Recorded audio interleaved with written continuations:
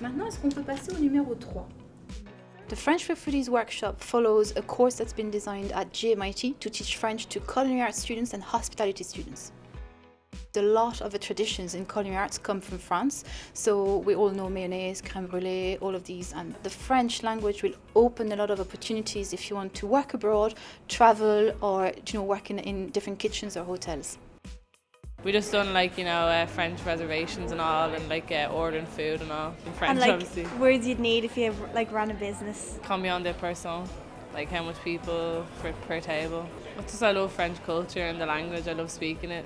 Students should have a language other than English. It opens doors, it opens the mind to different cultures, it opens the mind to other people, to a world of opportunities. It's really in high demand as well when it comes to jobs in Ireland.